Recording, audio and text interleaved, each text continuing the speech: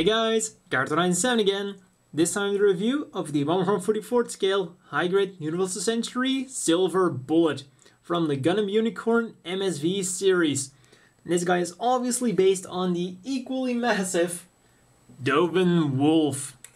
And of course, a lot of the parts we have on Silver Bullet are taken directly from the Dovan Wolf, but you will all be pleased to hear that there are no leftover parts. Now let's immediately jump into the color scheme, and we can see that he didn't steal his name. Because for the most part, we get a very light gray, or I guess I should call it silver, for almost the entire mobile suit. Then we have a slightly darker, but still very light gray for the torso, for the feet, various other little parts, also the beam rifle. And then we have the normal gray for joints, hands, thrusters, and various other tidbits. And to round off the very realistic color scheme, because hey, this is exactly what you'd expect from something like a military jet or something, well, then we get teal. Very eye-catching with the rest of this otherwise very subdued color scheme. And we have teal here on his cockpit. We have teal parts for the barrels of those megaparticle cannons, and also teal on the Gundam head. And all the other teal that you see on here, well, that's all stickers. And then the final thing for parts, we get a very nice clear visor for the Jim head. So very nice clear blue there. And then onto the stickers we're getting. Unfortunately, well, we get quite a bit of them. So we get the green, very nice shiny green on the front camera here, another front camera up there, the back camera back there. Then we also get very nice green for the scope of the beam rifle. Then we get all those teal parts for the thrusters, those insides there, and then a black and teal one on the tips.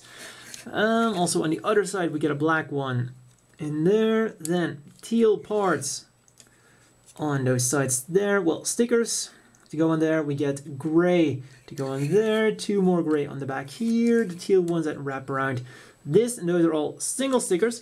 And the good news about the teal ones that go in there, they are all separate stickers. So you have one at the bottom, one at the top, one left, and one right, and then just a black one in the middle. So even though there are a lot of stickers, they are easy to apply. Then the biggest disappointment is the white here, stickers, the white here, stickers. Well, that's just one single sticker wrapped around. Same goes here, one single sticker wrapped around. And then there's also one that should be on here, but I decided to leave it on there because I thought, well, we already have plenty of stickers going on. And I haven't mentioned them all yet because we also have white that wraps around here, of course, also on the other side. So we do get a significant amount of stickers, unfortunately, and even some that really shouldn't have been stickers in the first place. And then there is still one more sticker that has to be mentioned that I haven't mentioned yet. Well, other than, of course, the eye stickers, as usual, that we get here on the Gundam head. But that is this red sticker here. And yes, that is exactly what we all fear it to be, a chin sticker. The only good news that comes out of this is, well, you don't have to use it because the chin is molded in teal, but if you want to go completely accurate, you will have to put that damn sticker on there, or simply paint it. And finally, two more stickers I almost forgot about. We have one that goes around the main camera, and then also one that goes around the back camera. And unlike the other white stickers, those are actually perfectly acceptable. Then one thing that wasn't included, unfortunately, were marking stickers. And since this is technically, well, at the very least, a limited mass production mobile suit, it would have been cool to have those marking decals to kind of you know, personalize it or give us the markings that it came with in the manga, the bande dessinée manga. Would have been cool because, you know, we had those shoulder insignias going on. Would have been nice, but hey, the Dovan Wolf didn't come with them either, so, well, that is that. Then going on to the articulation, of course, this is going to be identical to the Dovan Wolf. The head goes a little bit up, a little bit down, rotates around all the way. Just gotta be careful with those antennas. Then little bit forwards and backwards. The arm rotates around all the way, goes up nicely, about 90 degrees. Little bit forwards and backwards, not quite. Then rotates around below the shoulder, bends at only one joint. It was a disappointment at the Dovan Wolf, and it still is disappointing here. Hands are on ball joints, wiggle around, and will do everything a ball joint does. The waist, when you extend it a bit, goes forwards really nicely, backwards also nicely, rotates around, so if you extend it a bit, that gives you some really nice movement range. Legs go up about that far, or if you move the torso, they go out a little bit more. So it all depends on how far you move the torso. The unfortunate thing is these legs are a bit on the heavy side, and this actually can cause the legs to be a little bit on the flimsy side. They go really nicely forward, of course, thanks to the design of the machine itself, because, well, even though there is a split here, if you move them to the side a little bit, they are going to go forward really far. And you can almost do a split just because of the forwards movement. Then backwards movement, you might think that this plate gets in the way, but once again, well, this is all the backwards movement you're going to get just going straight backwards, but when you move them to the side a little bit, once again, we get a lot more. And that might just be quite a surprise for such a bulky machine. Then the knees, even though they are double jointed, are unfortunately not quite as good. They give us about 90 degrees. Seems to be a little bit more, I think, but quite hard to tell thanks to this piece here that gets in the way. But still, for such a bulky machine, I guess that is kind of to be expected. Then I also rotate around. The feet are on two joints. We have a hinge at the top and then a ball joint at the bottom. So go forwards quite nicely. These ankle guards also go forwards a little bit to give it somewhat more movement. Backwards also nicely, and the toe moves just a tiny bit. Then side to side nicely, and we'll also rotate around. And now we've gotten to the main meat of this machine and model kit, the accessories.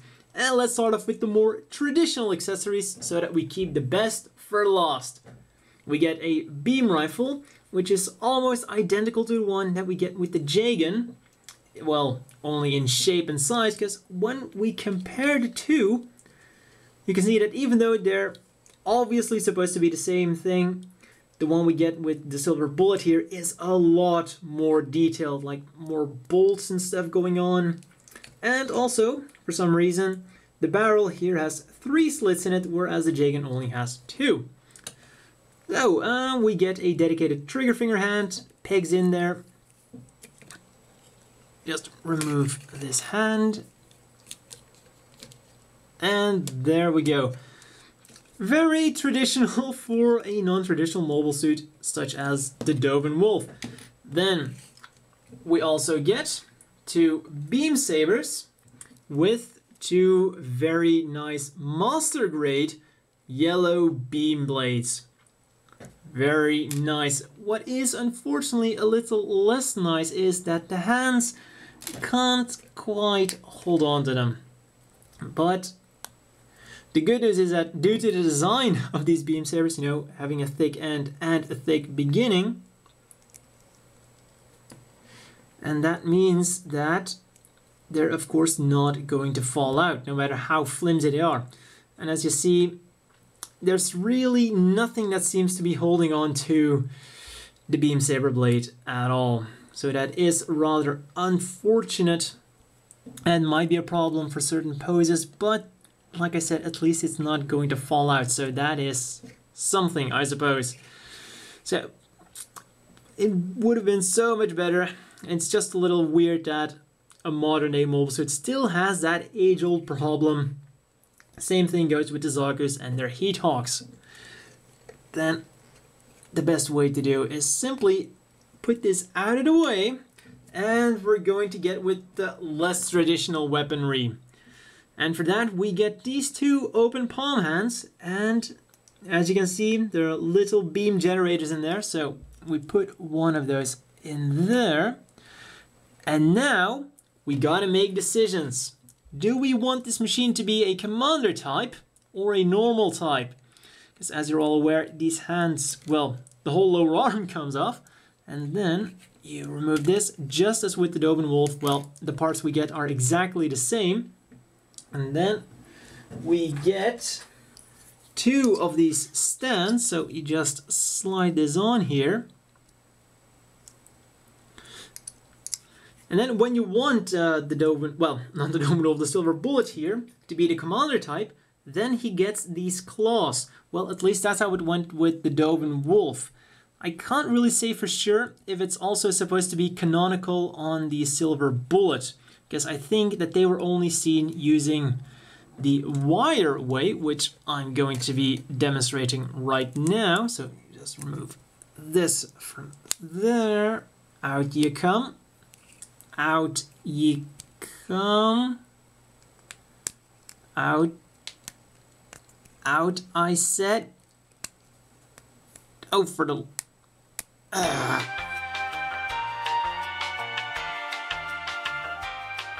Well, that was easy to do and required no hassle whatsoever. Well, so if you want to use the wire, you got to put this piece in the hand, well, in the arm, if you can get it in.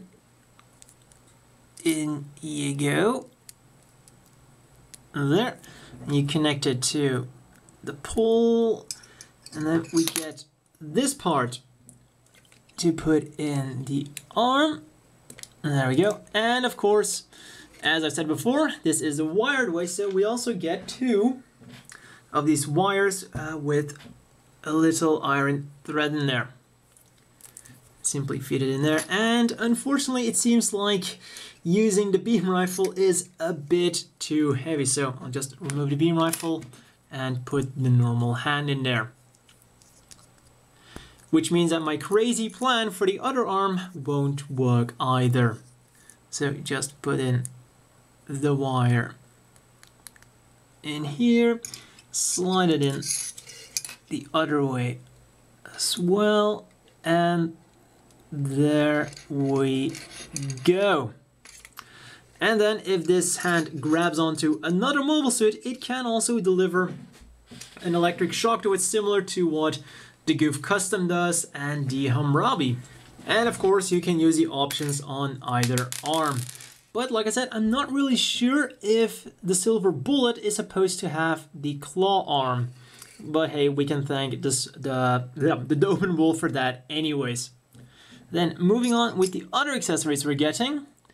Or maybe it's time to illustrate that crazy idea I had. Because we're getting a very, very cool shield. And also a very powerful shield. This looks like a crazy combination between the Jagan shield, and we still have the missile launchers here, and the Dovan Wolf's cannon. You know, even extends, and then these flaps open up to release the energy of this beast. And there's a peg here, a hole on the arm at the bottom, but unfortunately we can't have it connected to the pole at the same time, which would instantly make this the most powerful bit, dragoon, funnel, whatever you want to call it, thing in existence. So yeah, this clicks onto the arm, sits in there very solidly, and man, this is one hell of a shield. You know, you wouldn't want to see this flying towards you or behind you and firing at you from behind. I really love this thing.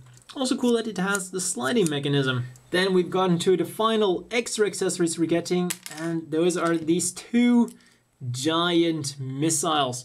Simply click onto those things on the backpack. There we go, click on there.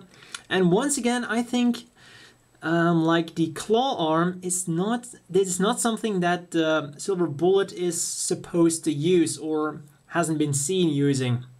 And it was just included because, you know, it was on the runners of the Dovan Wolf. Then this backpack can of course do a lot more than just mount those missiles. These things go up, and then this big attachment here is on a ball joint, so we'll wiggle around a little bit and also independently go up and down. So that wiggle around, and then once again gotta be careful for those antennas, and you really gotta arc this back because unfortunately, unlike the Dovan Wolf, which has a thinner head, the missiles, well, both missiles can't be down at the same time because, you know, then the head would have to be tilted to one side and then the other missile wouldn't be able to go down anymore. So the best way is to just have them pointed at the air. And then we have those two mega particle cannons also staring down at the opponent. And like I said, just like the Dovan Wolf, this is a very well-armed machine. And that's still not all, because once you have them up like this, there's a hatch here which opens up to reveal a bunch of tiny teal missiles. There we go, a little bit more movement on the booster here. These, well, I guess they're something like verniers, go up and down as well. And that is still not everything on here, because when we open this, we slide it out, it reveals an income. It seems to be a little bit hindered by the missile, so once this slides out, and if you're very careful as well, you can take it out and then it can shoot off. And one thing that the manual, oddly enough, doesn't mention is that you can also use the wires you get with those incomes. So here is the Dovan Wolf to illustrate it. Once again, you have the wire that can go into the thing the income shoots out of, and then there's a hole inside the income in which you can put the wire. And this is once again one of those cases where the coincidence is just too big to not be a coincidence. So then that's really all for the weapons you get on this machine. And then the one final accessory which I haven't really mentioned yet in the accessories section is, of course, the Gundam head. And oh yeah, a little final thing about those hands, well, about the claw hands, they can actually hold the beam sabers a lot better than the normal hands. Yeah, that is quite an irony. And you can kind of use them with the beam rifle. They can hold on to it, but they can't really reach the trigger. But if you want to use the claws for the beam rifle, that also goes. And talking about using things, you might think that you can use the Jagan shield here, well, the cross between a Jagan shield and a giant beam cannon, that you can use that on a normal Jagan or another mobile suit that uses a similar shield connection. Well, unfortunately, not really. The peg on this shield is slightly thicker than the normal peg, so that means you can kind of push it in. It goes in like a millimeter or something and then sticks out like a sore thumb. But if you'd be willing to sand this down, you could technically give it to a Gym 2, a Gym 3, or a Jagan, or anything else that uses that same kind of shield connection. As always, the inevitable question is, do you want to buy this? And well, despite the few minor flaws it has, I could still absolutely recommend this. Yes, 2,200 yen might sound expensive, but when you look at everything you're getting, all the options you've got, weapon choices, you get to 2 different heads, that really make this machine totally worth the price. But like I said, we have those minor flaws, the beam sabers that don't really work all that well, a little bit flimsy. We have the stickers that should have been parts. I mean, the white ones here at the bottom of the legs, the white here on his shoulder, and then the white sticker that should have been there. Those things should have been parts, or well, in the case of these things here, they should have just been molded in the correct damn colors. But as I've said before, it's still absolutely worth the price for just a humongous model with still acceptable articulation and great, simply great accessories. And I said humongous, so let's compare it to some models to really give you an idea of just how massive this is. Next to the standard sized Gym Custom, yes, you can get the idea that it's a very massive machine. And here is next to a 1/100 scale F91 model. It's even bigger when we look at the total height. And then when comparing him to the already massive Zaku 3, well, the Zaku 3 has some competition. The legs are still more massive, but total massiveness, the Silver Bullet, yeah, seems to have the Zaku 3 beat. Or for absolute ludicrousness, here he's next to a 1/144 scale Victory Gundam kit, the James Gun. Yeah, the James Gun is a bit smaller in case you hadn't noticed already. And then let's put him next to his sister unit, the Dovan Wolf. And now another good question is, which one of these should you get? Because they're almost identical, but they're still different. And well, the ideal answer would of course be get both of them, because they are definitely different enough to warrant purchasing both. So the pricing is the same, articulation once again the same, and then accessories. I would say that the Dovan Wolf has kind of the edge because his giant beam cannon is more interesting, because you know it can hook up to those scattering beam cannons in his abdomen, whereas the Silver Bullet can't do that. Rather than those beam cannons in there, he just has a plate, which fortunately is also an advantage for the Silver Bullet, because that means that he is faster. But hey, which means that the Dovan Wolf might have a little bit more playability in his giant beam cannon. But then of course the Silver Bullet does have an extra beam rifle, has that cool shield hookup. So yeah, that's a bit give and take. But when we look at the model kit itself, unfortunately the Dovan Wolf wins out for a simple reason that the Dovan Wolf has those stickers there, and really deciding which one to buy totally comes down to those nitty-gritty minor things. So the Dovan Wolf unfortunately wins it out, but at the end of the day, of course, go with the one you think looks better, because that's really all it boils down to. Structurally they're almost identical, but they're both absolutely great model kits, with the Dovan Wolf just having that slight edge over the newcomer, the Silver Bullet here. So still totally worth getting this model. Absolutely great accessories, nice articulation, and overall just a great model for, well, I have to say only 2,200 yen, because you get all that stuff for such a relatively small price. And don't forget, this is a humongous 1/144 scale.